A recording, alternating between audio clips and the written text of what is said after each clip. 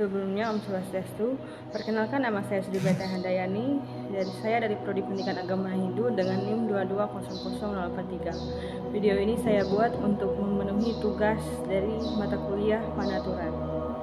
Nah, baiklah teman-teman, di video kali ini saya akan menjelaskan tentang pengertian Panaturan, konsep ketuhanan dalam Panaturan, konsep dewa-dewi dalam Panaturan, konsep penciptaan semesta dalam Panaturan, konsep manusia pertama menurut Panaturan, tugas dan tanggung jawab manusia menurut Panaturan, moral manusia menurut Panaturan yang terbagi dari bagaimana etika manusia terhadap Tuhan, dan kedua, bagaimana etika manusia terhadap sesama, yang ketiga, bagaimana etika manusia kepada diri sendiri, yang keempat, bagaimana etika manusia terhadap alam.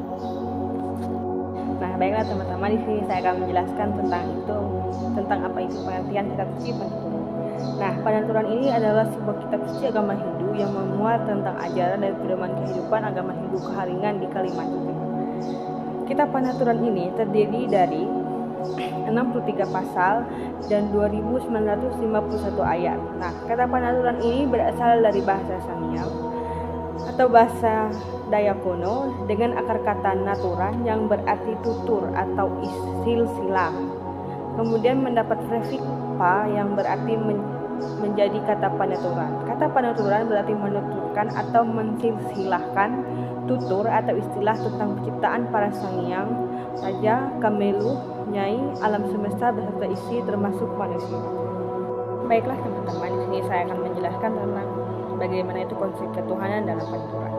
Nah, konsep ketuhanan dalam Panaturan ini bisa kita klasifikasikan dalam 3 penyebutan nama Tuhan. Yang pertama ada Ranying Hatala, yang kedua ada Ranying Hatala Langit, Raja Tuntung Matan Andau, Tuhan Tambing Kebanteran Bulan. Yang ketiga ada Ranying Hatala Langit, Raja Tuntung Matan Andau, Tuhan Tambing Kebanteran Bulan, Jata Balawang Bulan, Kanaruhan Bapa Gerhingan. Nah, ini adalah nama Tuhan yang disebut dalam kitab suci Panaturan. Nah, dari 3 klasifikasi penyebutan tadi, kita dapat mengambilnya dari kitab suci Panaturan yang ada pada pasal 41 ayat 45 yang berbunyi, seusai Bawi Ayah melaksanakan tugasnya mengajar dan mereka berada di pantai Danum Kalunen tepat 7 tahun lamanya. Mereka pun pulang kembali menuju Lewu Telu Ije Kalabuan Tinggal Rundung Epat Kalihung Talamang. Bersama itu mereka menyebutkan nama tempat mereka mengajar tersebut yaitu Lewu Tanjung Nyahu, Rundung Karangan Penyang. Begitu pula nama sungai yang menjadi tempat kampung tersebut berada, yaitu Batang Danu, Nyahu Marwang Duhung, Guhung Pintih Tambarirang Nasakanyi. Dan sejak saat itu umat manusia menyebutkan Ranying Hatala, yaitu Ranying Hatala Langit, Raja Tuntung Matan Andau, Tuhan Tambing Kebanteran Bulan, Jata Balawang Bulan, Kanaruhan Bapa Gerhingan. Nah, baiklah teman-teman, di sini saya akan menjelaskan bagaimana itu konsep dewa-dewi dalam Panaturan. Nah, konsep dewa-dewi dalam Panaturan ini adalah dewa-dewi dalam Hindu yang merupakan sang pencipta. Namun, dewa-dewi menciptakan segenap alam semesta dan dunia ini bukan dari ketiadaan yang logis, akan tetapi berasal dari dirinya sendiri. Setelah menciptakan, dia memeliharanya dengan kekuasaannya. Kemudian dia mengatur seluruh bagaikan seorang kaisar maha kuasa membagi keadilan sebagai ganjaran dan hukuman sesuai dengan perbuatan masing-masing atau individu dengan makhluk-makhluk yang ada. Nah, salah satu contoh dari dewa-dewi ini yaitu seperti Dewa Brahma, Dewa Wisnu, serta Dewa Siwa yang sering kita sebut yaitu sebagai Trimurti. Nah, setelah ini kita masuk dalam konsep penciptaan alam semesta. Dalam konsep penciptaan alam semesta ini yaitu ada 7 proses penciptaan alam semesta. Yang pertama, Sarumpah Bulau berubah menjadi naga Haigalang Petak. Yang kedua, Lawung Singkap Antang berubah menjadi Petak Sintel Habalambang. Yang ketiga, Panatau Ranying Pandereh Gunung berubah menjadi Batang Garing. Yang keempat, Panatau Peteng Liung Lingkar Talimanang berubah menjadi Tambun Hainipeng Pulau Pulu. Yang kelima, Kapanatau Juhun Pinang menjadi Tingang Hainipen Randung Banama. Yang keenam, Ranying Hatala menciptakan langit, bulan, bintang, dan matahari. Nah, yang ketujuh yaitu Ranying Hatala membagi gelap dengan terang. Nah, dalam proses penciptaan alam semesta ini terdapat dalam kitab suci Panaturan pasal 2 tentang 7 hari penciptaan alam semesta. itu kita akan masuk ke dalam konsep manusia pertama. Nah, Raja Bulu ini adalah anak dari pasangan Menyamai Tunggul Garing Janjuan Laut dan Kamel Putak Pulau Jenjulen Karangan Limut Batu Kamasan Tambung. Menyamai Tunggul Garing dan Kamel Putak Pulau menurut Hindu Karingan adalah manusia pertama kali yang diciptakan oleh Ranjing Hatala Langit, dan Raja Bulu memang diwariskan untuk menghuni bumi dengan ciri-ciri keturunannya yang bisa mati atau meninggal setelah keturunannya yang ke-9. Nah, di sini juga terdapat dalam Panaturan pasal 29 ayat 4 yang berbunyi, dengan panjang lebar Ranjing Hatala berfirman kepada Raja Bulu, firman-Nya, untuk engkau ketahui Raja Bulu, bahwa engkau dan semua anak keturunanmu akan aku turunkan mengisi permukaan bumi yang telah kuciptakan, dan aku sebutkan itu kehidupan, serta bagi anak keturunanmu nantinya ia kembali kepadaku melalui kematian. Nah, setelah itu kita akan membahas tentang apa itu tugas dan tanggung jawab manusia.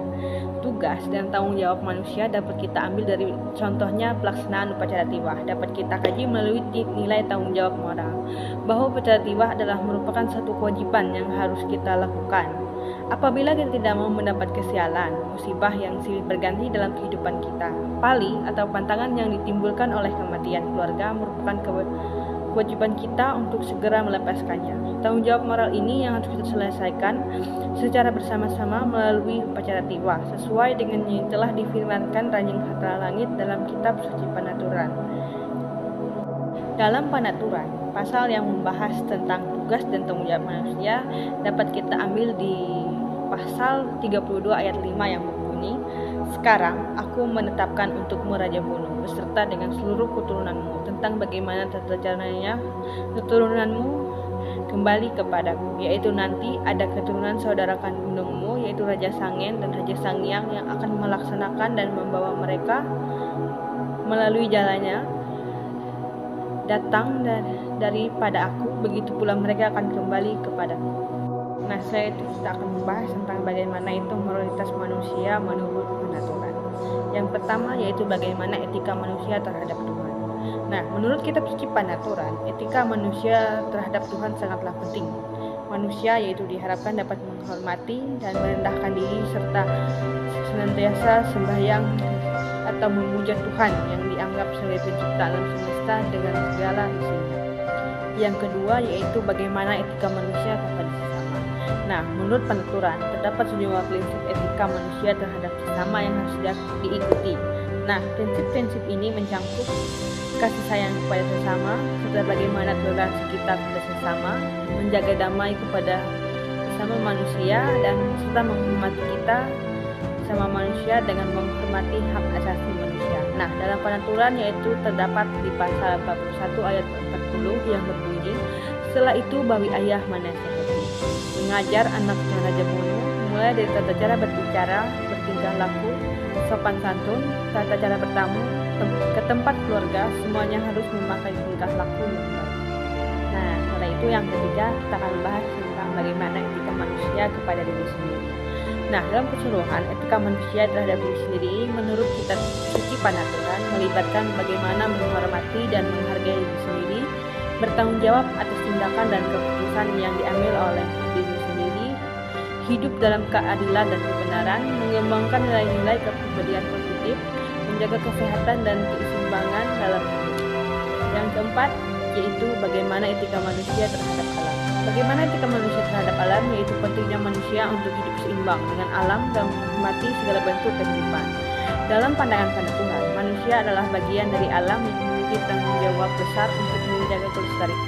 Nah, dari pembahasan tentang moralitas tadi, saya mengambilnya dari kitab Panaturan yang ada di pasal 41 ayat 44 yang berbunyi, oleh sebab itu jangan ada anak keturunan Raja Bulu melakukan hal-hal yang tidak baik mengenai kesalahan sila dalam pembicaraan, tingkah laku, perbuatan langsung atau tidak langsung terhadap sesama mereka di dalam keluarga. Sebaiknya hidup yang rukun, memelihara dengan baik tanah air pada lingkungan masing-masing. Begitu pula terhadap makhluk dan pada tumbuhan yang hidup di atas bumi dan di dalam air yang sudah disediakan oleh Ranjing Hatala bagi kehidupan pantai dan ikan. Sekian presentasi dari saya, kurang dengan lebihnya saya mohon maaf. Dan saya ucapkan dalam kata santi, Om